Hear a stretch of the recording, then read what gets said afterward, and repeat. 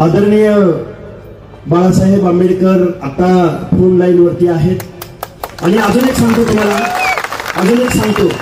हा मंडल आयोग अंमलबजावणीचं जे धोरण ठरलं ते माननीय बाळासाहेब आंबेडकर, अरुणजी कांबळे, विश्वनाथ प्रताप सिंग आणि नॉर्थ मधले अनेक माणसं आहेत। या सगळ्यांच्या विचारानं, शांत डोक्यानं गाव बाहेरचा कारू नारू बलुता आलुता भटकेविमुक्त जाती जमातीला सुद्धा निर्णय प्रक्रियेमध्ये घेण्यासाठी 93-94च्या कालावधीमध्ये ज्याला वॉटरशेड मुवमेंट म्हटलं गेलं, अर्ध्या लोकसंख्येच्या हक्क अधिकाराचा मंडल आयोग म्हटलं गेलं, तो मंडल आयोग इम्प्लिमेंट करण्यासाठी ज्यांनी महत्वाचं योगदान दिलं ते सन्माननीय बाळासाहेब आंबेडकर आता फोन लाईन वरती आहेत। ते आपले 2 शब्द तुमच्या समोर बोलतील। साहेब बोला।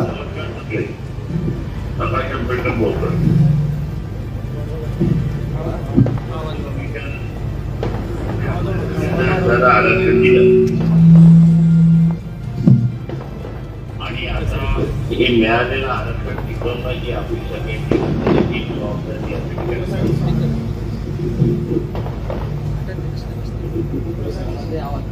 मी अगोदरपासून असणारा गरीब मराठा जो आहे त्याला समजावून सांगतो की तुम्ही ओबीसीच्या कोट्यातून आरक्षण मागू नका। तुम्ही ओबीसीच्या कोट्यातून आरक्षण मागितलं तर दोघांमधलं भांडण सुरुवात त्या ठिकाणी होईल। ओबीसीचं आरक्षण हे ओबीसीलाच व्हायला पाहिजे, ओबीसीच्या आरक्षणाचा हे ओबीसीलाच व्हायला पाहिजे। मराठा समाजाला आरक्षण पाहिजे असेल तर त्याला वेगळ्या रीतीने वेगळं तुम्ही मागाल तर तुम्हाला टिकाऊ आरक्षण मिळेल अशी परिस्थिती आहे। हे शासन जे आहे हे भांडणं लावणारं शासन आहे एवढं आपण असं लक्षात घ्या। मागच्या 2 वेळा सुप्रीम कोर्टाने मराठा समाजाला ओबीसीतून दिलेलं आरक्षण रद्द करून टाकलं की तुम्हाला ओबीसीतून मराठा समाजाला आरक्षण देता येणार नाही। दिल्यानंतर सुद्धा आताही त्यांनी आपल्याला पळवाट काढली। काय पळवाट काढली तर निजामचं गॅजेट, साताऱ्याचं गॅजेट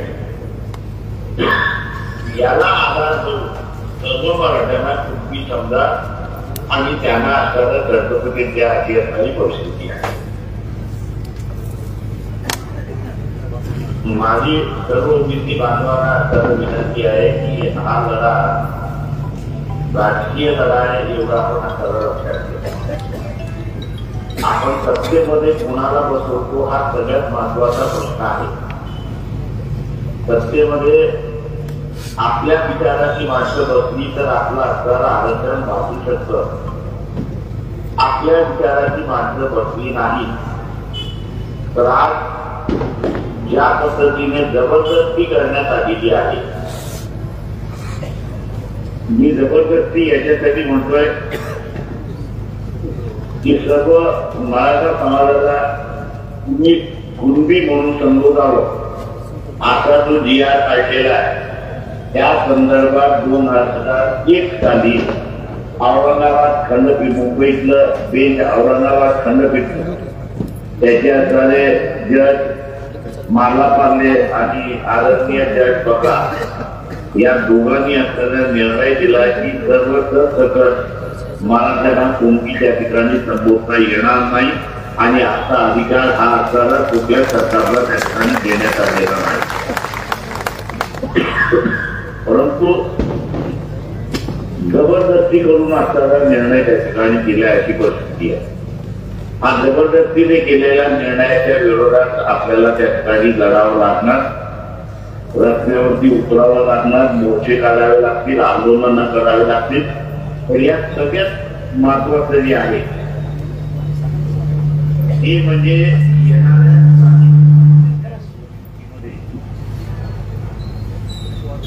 आपण मत कोणाला देणार हा त्याच्यातला महत्वाचा भाग आहे।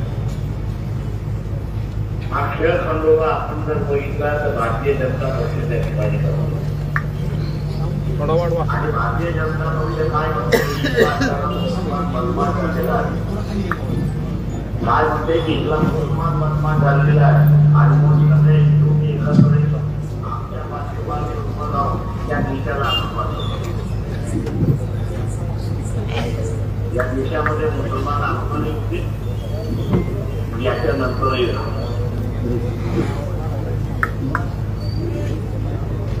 आपल्या अधिकाराचं काय हातीचे प्रमाण धरून चालू की मुसलमान बदमाश झाले असं धरून चालू.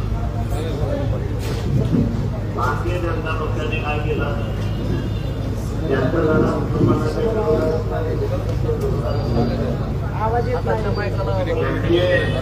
यांचे दाखवायचे दात वेगळे आणि खायचे दात वेगळे अशी परिस्थिती दाखवतात. मुसलमानाचा बाबुलवाद आणि अधिकार भूमितीचे काढतात अशी परिस्थिती आहे.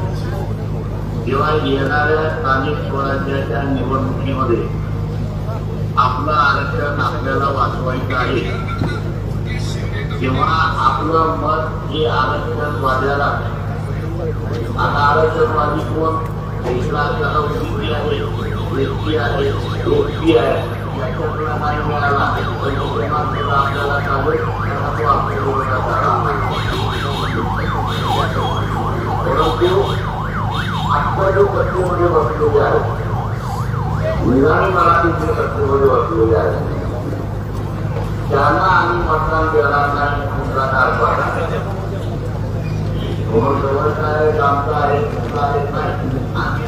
आणि आमचं आरक्षण वाचवण्यासाठी आम्ही या निजामी मराठ्याला मतदान देणार नाही स्थापना करत आहे पाहिजे.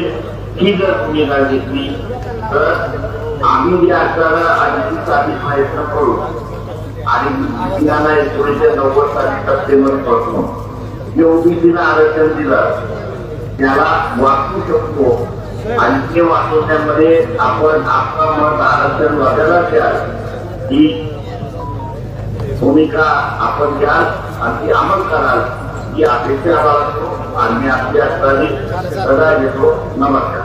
धन्यवाद साहेब.